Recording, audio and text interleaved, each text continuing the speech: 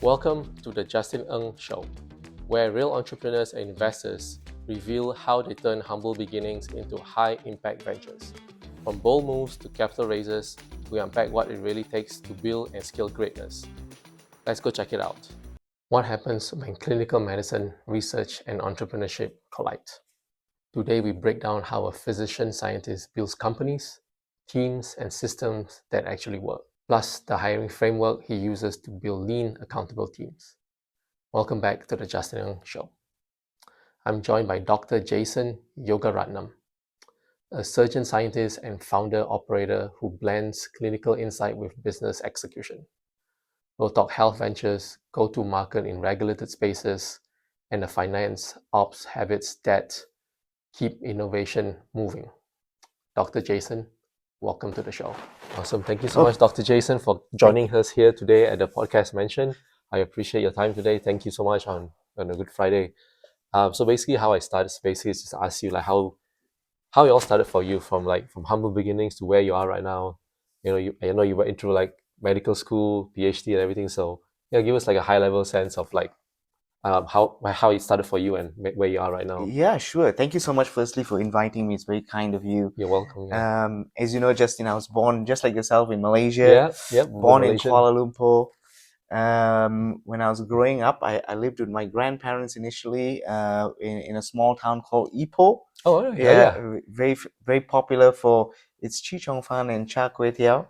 Yes, exactly. I went to high school. I lived in Ipoh until I went to high school, and then completed the remainder of my high school in Kuala Lumpur. Okay. I went to VI, a Victoria institution. Okay. And then I did my A levels also in Malaysia. Oh, nice. Okay. And then I was fortunate enough to win a government scholarship, and that's kind of how I got to medical school. And I got sent to Dublin, Ireland.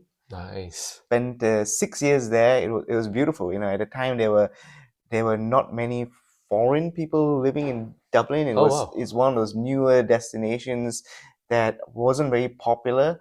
But it was great. I spent 93 to 99 in Dublin in med school at the Royal College of Surgeons in Ireland, and I had a great time there, a great experience. And then after that, I moved to the UK to do my residency. So I spent 11 years there training in cardiothoracic surgery, so heart and lung surgery. And during that time, I also did a PhD in biological sciences. And then, I completed my residency in London at the Royal Brompton Hospital. And it was at that time, which also kind of coincided with the end of my PhD, I realized that, from my time of working in a lab, that I really liked the entrepreneurial side of medicine and working on things that could have global impact on patient outcome. And that's how I transitioned into industry in the UK, into the biotech space. Gotcha. Okay. I initially I started working with Bristol Myers Squibb in the UK. I did really well. What my role there was essentially to develop medicines through various clinical trials. Did really well initially working in developing HIV drugs for HIV patients. Okay. Did well there, and then I moved to the US. They moved me to the US, my wife and I. Oh, wow. To the US, yeah. Continued to work for BMS for another couple more years, but focusing on hepatitis C drug development.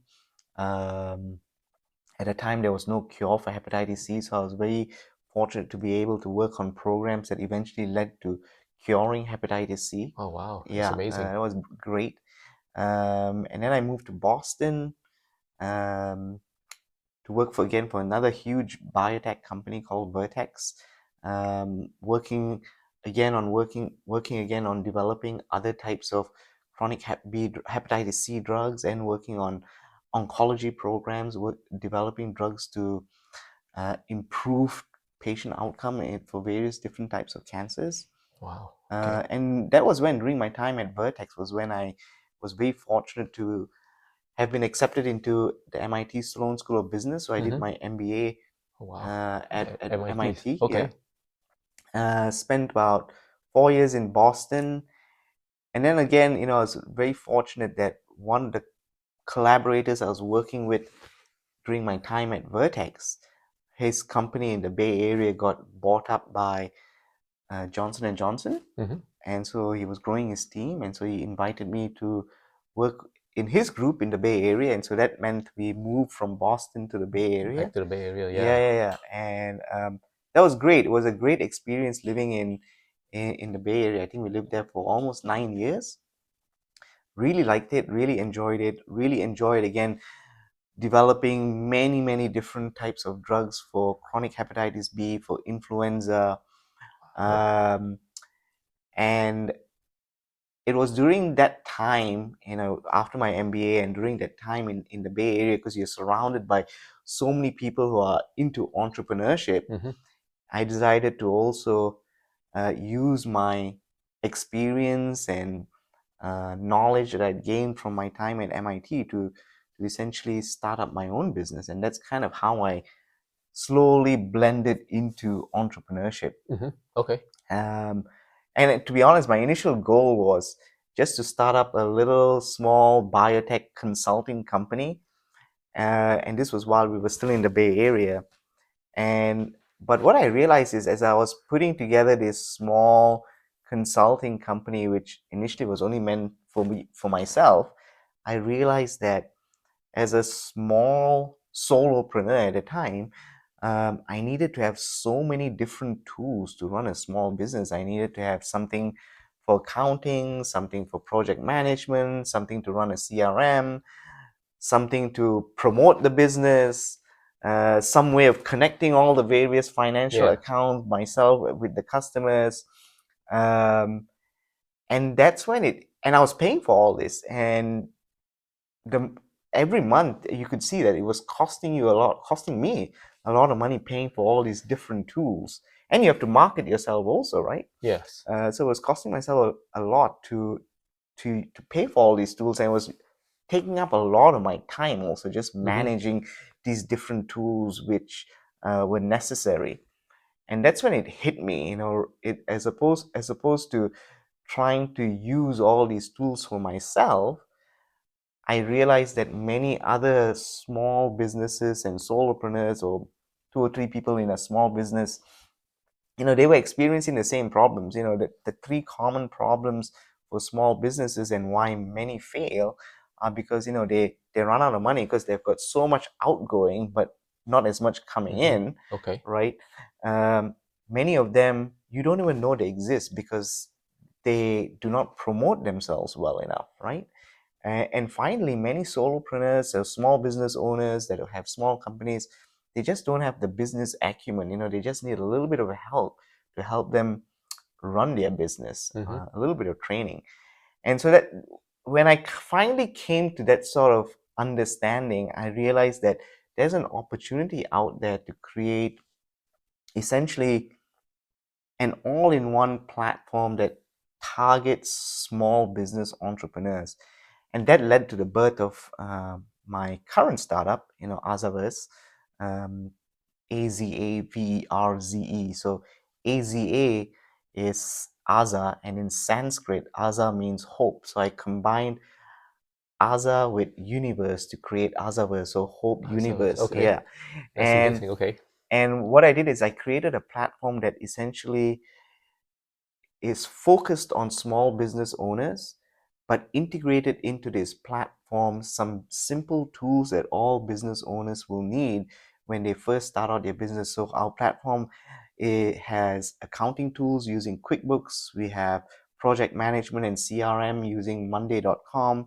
We have got ability to do webinars using Zoom webinars. We've also a way for them to manage all their documents because we've integrated Box into the platform also. Okay. And these business owners will be able to use the platform to also connect their various financial accounts. So we've got another business tool that we've integrated in the platform, a business tool called Plaid, that allows them to very securely connect all their business accounts with their customers' accounts. And the platform allows them to also then sell their services. So initially we're focusing on small entrepreneurs like business coaches, wellness coaches who have a service to sell. But it's open to everyone who essentially is selling any type of service. And it's a social media platform, so you can upload your videos and promote yourself there, right? So not only just selling your service, but promoting yourself also. So the platform essentially is a combination of providing you, the small business owners, with tools to run your business, but at the same time an ability to sell your service. And we just launched the platform after 3 years of grit. It took about 3 years of working on it to get it together. We launched the platform on the 14th of April. Nice. That was just recently. Just recently. Yeah, last week. Yeah. So it's now live. And in addition to that, the platform also has three packages. So one is a free package, so it gives you just to give you a feel of what it is the platform offers. It has you're able to use the social media functionality, able to use the Zoom webinar to promote your service or your what it is you're doing. And then we've got two paying packages. One essentially gives you access to all the business tools. So QuickBooks, Monday, Plaid, Box, Zoom webinars, sell your services on our platform, all for only $250 a month, which essentially is, if you were to pay for all those services yourself, it's going to add up. It'll cost you about at least $500 a month. Yeah. And then our final package, which is our premium package, is one where we also provide you with business coaching and executive coaching. So we've partnered. So AzAverze has partnered with another group that has got skill set in training new entrepreneurs on how to run their business. Wow. Okay. Yeah. And what were the challenges that you had to go through to come up with all that and put them all in one platform? Great question. So the biggest challenge is funding, right? Because I bootstrapped the whole thing myself. Oh wow. Okay. And it's still bootstrapped. So I think that was the biggest challenge. It turns out to be way more expensive than I initially thought it was going to be. And then finding the right talent to help put into reality the vision, right? So I had a vision. So I'm a cardiac surgeon by training, not a tech person, right? So I don't know how to write code, but I had a vision of and I knew what the problem was, and I had a vision of what I wanted to do to solve that problem. And the problem just being that small business entrepreneurs lack all the tools in a cost efficient way, and lack the time to be able to use all these tools, right? Okay. So that was a problem I was trying to solve. Trying to find the talent to help make that vision a reality was also a challenge, especially when you're bootstrapping. You only got a finite amount of funds that you want to spend.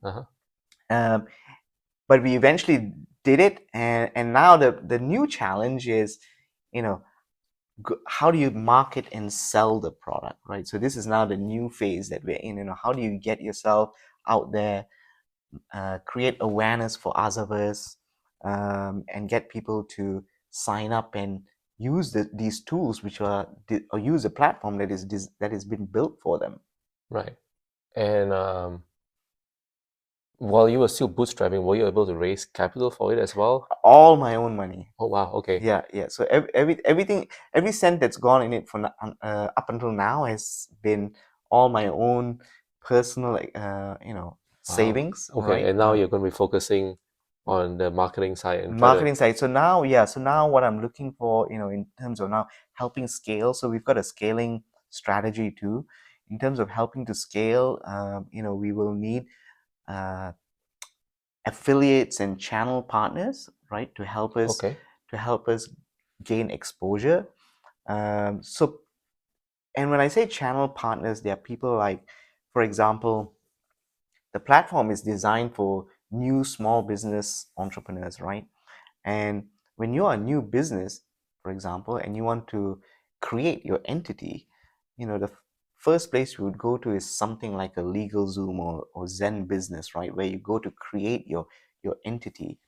Now, these platforms are great at creating the entities, but I think they would also be great channel partners, because the next stage for people who go to LegalZoom or Zen Business is, now I need the tools to run my business.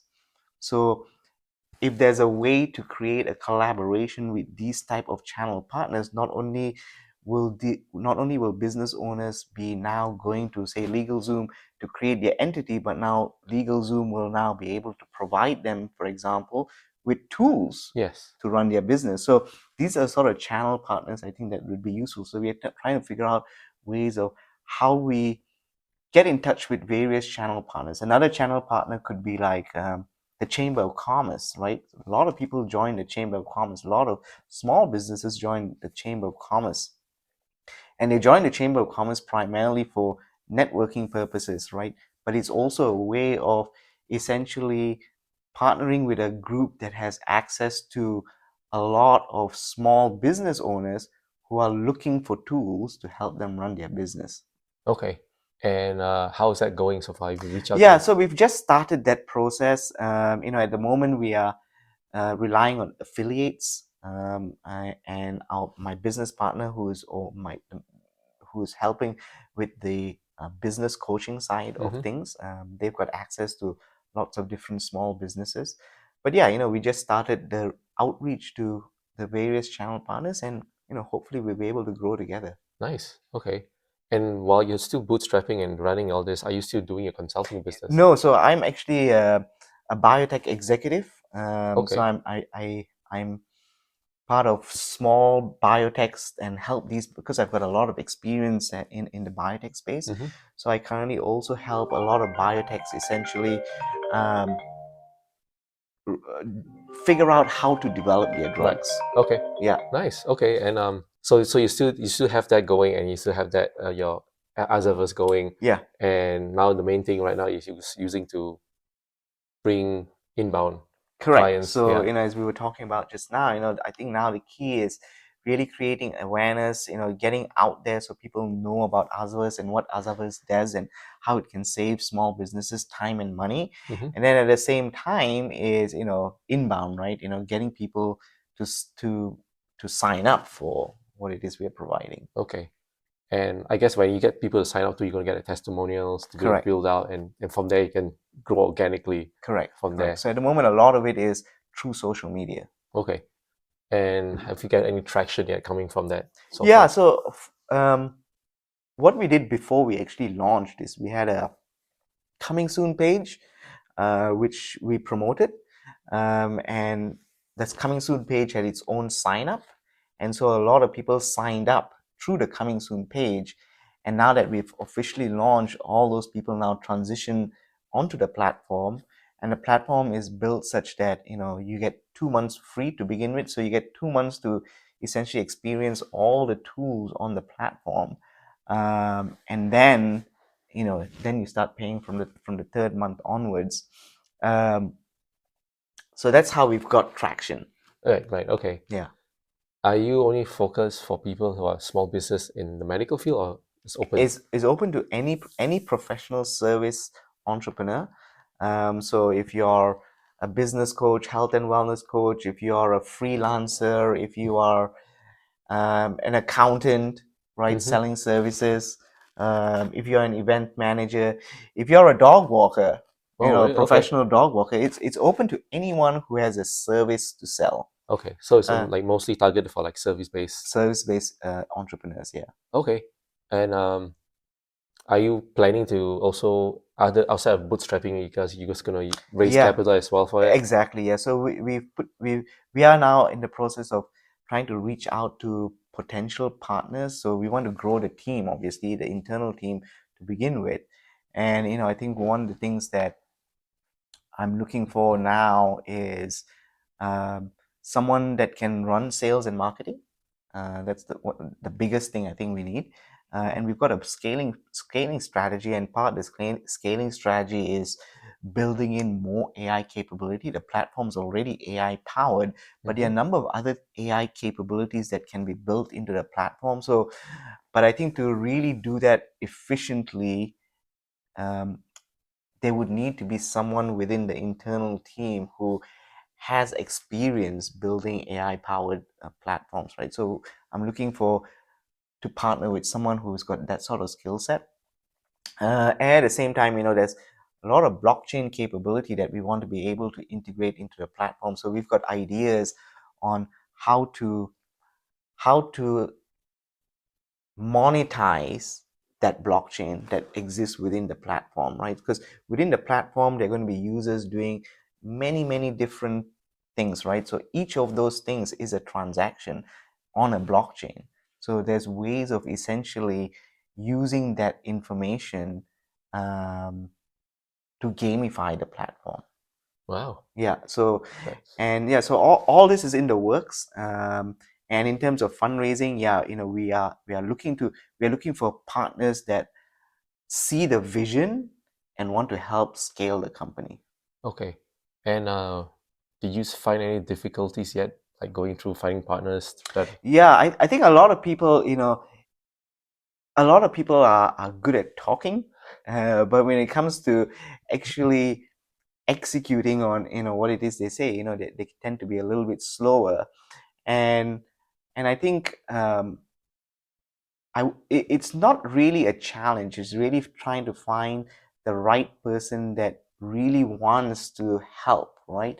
That really sees the value. And I think there's a lot of people out there who've reached out and saying they want to partner, they want to invest. And I've got a few people who've already signed up to invest lump sums of money into the company. But I think it's trying to figure out how you make it a win-win for all of us, right? So some people want to invest, but they want a whole chunk of the company, right? Oh, they want equity. They want equity in the company, which is not a problem, but it has to also be reasonable, right? It has to be a win for both sides. Yeah. So I'm looking for investors also who are interested in executing on the vision. We have our own pitch deck. We have got a plan set out for what we want, use of funds, what we want to spend the money on various different items.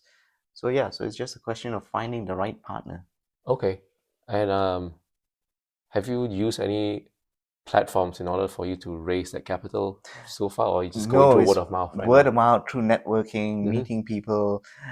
I tend to spend a lot of time trying to understand people too, Okay. because what I've discovered is a lot of people, they're good at talking but not necessarily good at executing, right? Gotcha. So they'll say, Okay. oh yeah, we're interested in X, Y, and Z, but when you pursue it, it really turns out to be a waste of time. So as we mentioned earlier before this, how do you find the really high quality people who are really interested in the vision and want to help you execute that, right? And Yeah. execute it through investment. Yeah. And as you say you already have a pitch deck. So do you guys also do you do like a one-on-one webinar type call, or do you like one to many? How? I'm open to anything. So if it's a group of people that want to hear about the pitch, I'll do that. But most of the time, it tends to be one to one. It tends to be people who I already know who've been seeing me work at this for the last 3 years or so. Okay. A lot of times, it was people who initially thought it would never be possible to get it done, and now they see the end result and they're like, wow, you actually did it.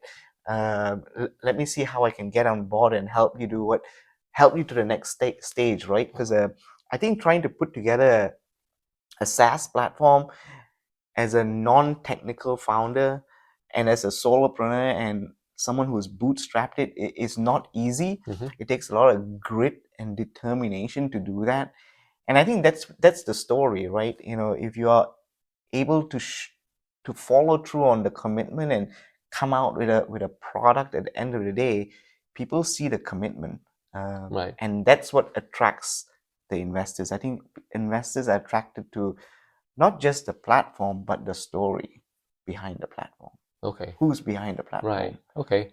And I know we are basically, we are shooting here at the podcast mentioned we are in Vegas. have you gone to any, like, I know there's a lot of events here, like small business events. Do you have like a booth as well, or like a? No, so I think that's what I'm going to be doing over the next 12 months or so. Try to attend some of these expos. Have a booth, talk a little bit about what it is I'm doing. Um, come to some podcasts like this one Yeah. to talk a little bit more about what AzAverze is doing, and I think the goal now is to create awareness, and through awareness, users, and through the users, paid users, Yeah. and then from there try to scale the business. Okay. And how's the challenges that you see that's going to come forward in the future when things are growing and things are scaling up already, and getting some traction? What are the things you foresee Yeah, on your vision in the future, to the challenges that you may have to overcome yeah. at I that time? think the biggest thing I'll need once we get users is a team. I think that's the most important thing. I think I've got it was okay until now, where it was just myself and a little development team that I had, helping to put the platform together. But now to scale it, I will need more people to help me do that. Um, and I think one of the first things I would need is someone to focus on sales and marketing, someone to focus on product management, someone to help me from a business development perspective. So that person will help with the figuring out how to integrate the various AI components that are additional AI components that are required. Like one of the things that we're working on at the moment is we already have things like, for example, QuickBooks, Right. which is an accounting tool, right? And QuickBooks itself is AI powered. But our vision is to make it even more simpler for these entrepreneurs, small business entrepreneurs. What we want to be able to do is it possible to build an AI agent that essentially does the QuickBooks for you? All you need to do is upload the right documents into the document repository software that's already integrated into the platform. And so we have Box integrated in the platform. And then we have an AI agent that essentially extracts all the documents and puts it into QuickBooks. Say, for instance, to create your invoices, to do your payroll, right? That sort of stuff. You don't want to, as a small business owner, you don't want to be spending time doing all that, but it is time consuming, right? So we have provided you initially the tool, for example, QuickBooks, to do your accounting. Now we want to take it one step further. We want to be able to build an agent that's going to do that for you, an AI agent. And so we're currently in the process of doing that. There are a few groups that have figured out how to do that already. And now it's just a question of finding the right investor to help, execute that plan. Okay. And similarly, the same thing also exists. We've got Monday.com integrated in our platform, and the Monday.com integrated in a platform allows you to do your project management, allows you to do CRM. Yep. So, but all that's time consuming also. I mean, I think Monday.com does a great job at trying to simplify it as much as you can. But what if you had an AI agent that does all that for you? Correct. Yeah. Right. That makes sense. Yeah, that's kind of profound too. Like right now, with how AI is going, it's gonna. Yeah, I think AI is going to shrink teams to some extent. I think you won't need huge teams to do what needed to be done before. I think with AI's capability, I think you can have small teams that uses AI to do many people's jobs. Right. Like what we talked about just now. Yeah, exactly. Yeah, and I'm pretty sure like Monday Box, QuickBooks, I think they have APIs. Correct. They have and maybe they eventually will have AI tools that will just pull all the APIs from each of this and just integrate all together. Yeah, so all those platforms, all those tools, Monday, Box, Plaid, QuickBooks, they all have their own AI within the platform. Okay. But what we are trying to do is now, and all that's integrated into AzAverze, but what we're trying to do now is essentially, instead of you having a virtual assistant or hiring someone to do your QuickBooks for you through the AzAverze platform, which is offering it to you for a much cheaper price, have an AI agent do it for you. Right. Got it. Right. And then you just put something in there, and then from there it just Correct. It just goes to town. Correct. Yeah. And the know-how exists at the moment to do that. It's now a question of executing. Gotcha. Right. And that's the future that you see is going to be easier and get the time back to the entrepreneurs and the small business owners so Exactly. they can concentrate on what they are good at. Exactly. If you are a business coach, you want to go out there and coach people how to run their business, right? You don't want to be spending time doing your QuickBooks while through AzAverze you'll have access to QuickBooks at a much cheaper price. Wouldn't it be great if you had someone doing it for you? Right. Okay. And it's Right. going to be all AI driven. All AI driven. So for now, that's the stage we are now. We're trying to scale. We've got the platform built out. We've got all the tools integrated into it. Now it's a question of, and obviously it's going to save you time and money, right? Because we've got it all now in one platform. Now the question is, can we save you even more time and money so you can focus on what it is you want to do? And that's going to be through building these AI agents. Okay. Will there also be an option for some business owners to customize? Yeah, great question. So I think that's also something we've thought about. So we have thought about essentially white gloving it. So essentially giving the platform, say for example, I'll go back to the LegalZoom example, right? So a small business owner has set up his or her entity through LegalZoom, and now they need access to a platform that has some of the business tools they need to help them run their business. It is possible for us essentially to white glove AzAverze into LegalZoom so that when they log into LegalZoom, not only do they see whatever it is they would normally see on LegalZoom, they will have access to all the AzAverze tools, but through LegalZoom, right? Oh, okay. Right, and the same thing makes sense. Is also true for GoDaddy. For example, everyone goes to GoDaddy to buy a domain, right, for their business. But what if GoDaddy can take it one step further, right, and provide these new businesses, most of which are going to be small businesses, all the tools they need to run their business, right? So imagine white gloving AzAverze into GoDaddy.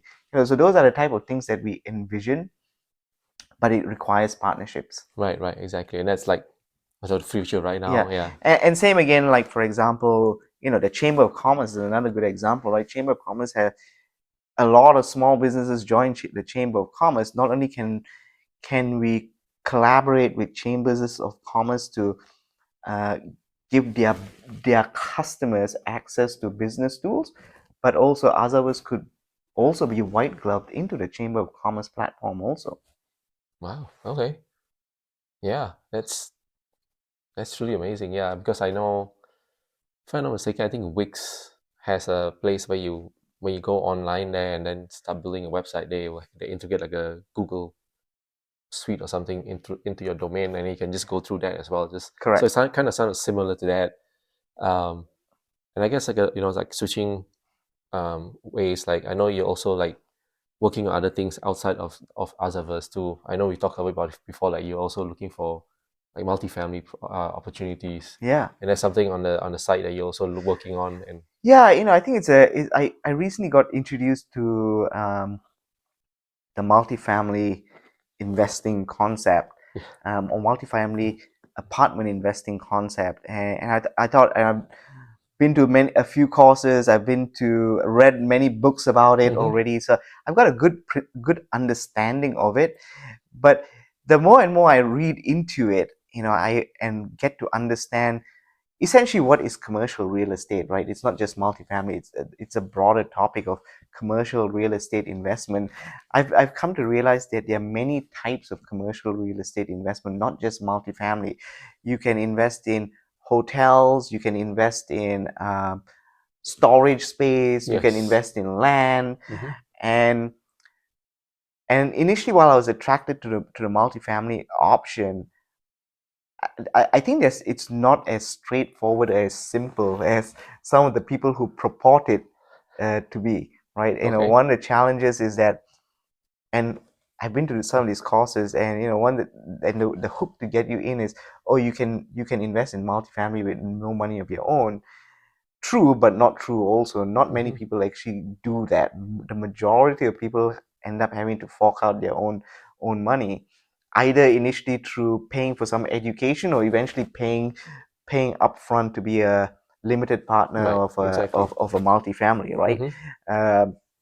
And the multifamily itself, I mean, the way it's sold is, for example, it's sold as generating passive income and you get equity in some sort of property. But when you do the math, really, the passive income that you get is not huge. It's actually very small on a monthly basis, or even on a yearly basis, right? Let's just say you invested as a limited partner, you invested $100,000 and you get an 8% return a year, which is a big return, right? But that 8% is $8,000.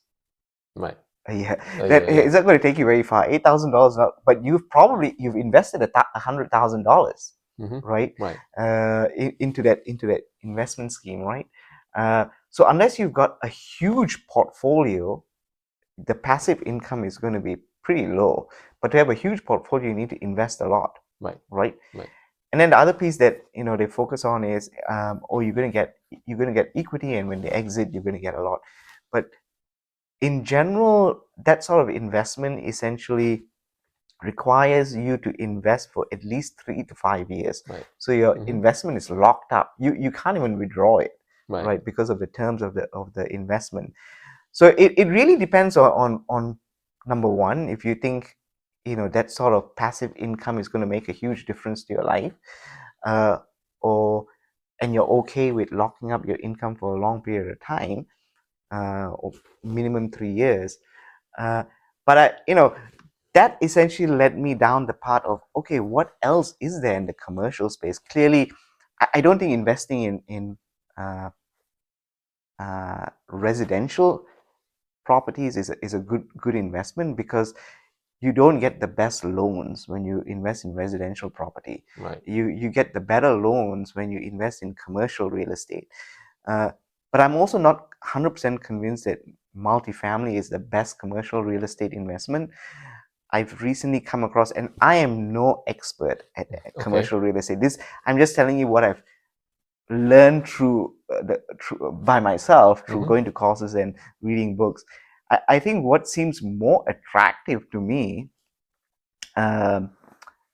before I go there, the multifamily piece again requires a lot of management. You need to be a management company.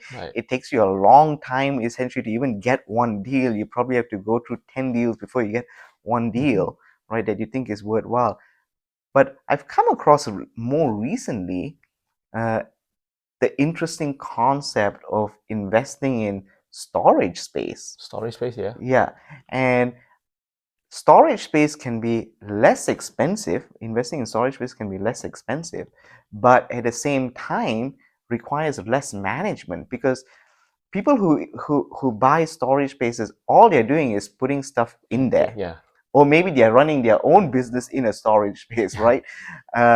It is not like you have to deal with tenants and issues within the apartment and whatnot, right? You're just buying or investing in a storage space, and then after that, there's little management. You just do a little bit to maintain the property, right? But it's less work.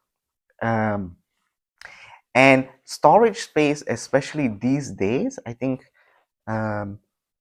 where properties are now shrinking in size as opposed to getting bigger in size, means that families need storage space, right? So there's the demand for storage space is going to increase, right?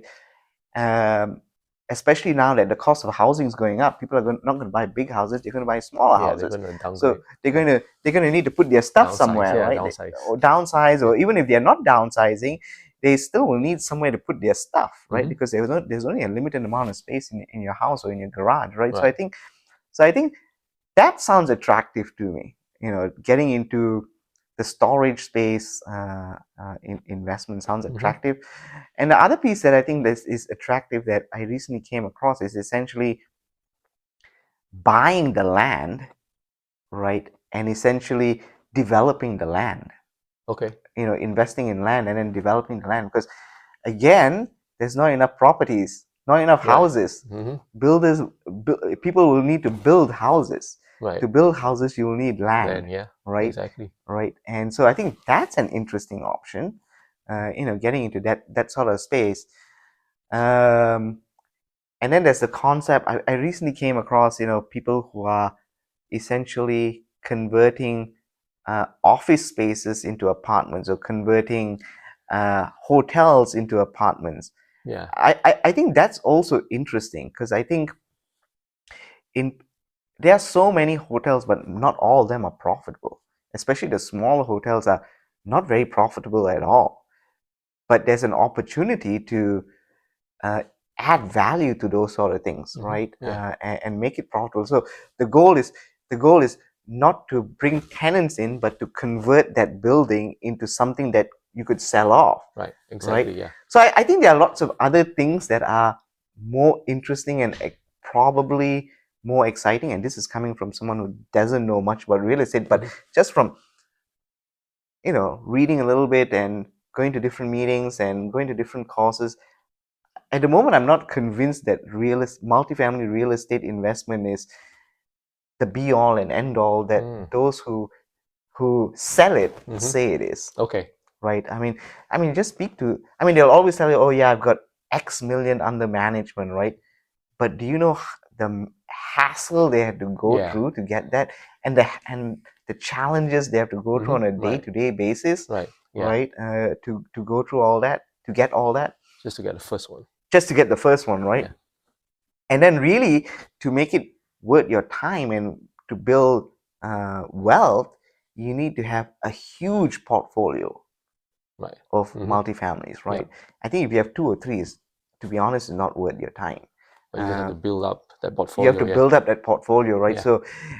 So and I think you need, based on what I hear, you need to have at the very minimum a $20 multifamily, right? A $20 multifamily, and if your investment at $20 is 100,000, you're going to get 8,000 back a year. But you have to wait 3 years, maybe at minimum, to sell it. Sell it off. And let's even say you make 20%, right? That's $20,000 from that, out of that initial investment. out of the initial investment. So you get back 120,000. So 20,000 after 3 years. That's give and take, 9,000, a little over 9,000 a year over the 3 years, right? Yeah. So essentially, your return, and I look at it as how much is coming in my pocket every month, right? Okay. Or every year, right? I don't really care about, oh well, it's increased in this price by X%, because at the end of the day, you have to pay your bills.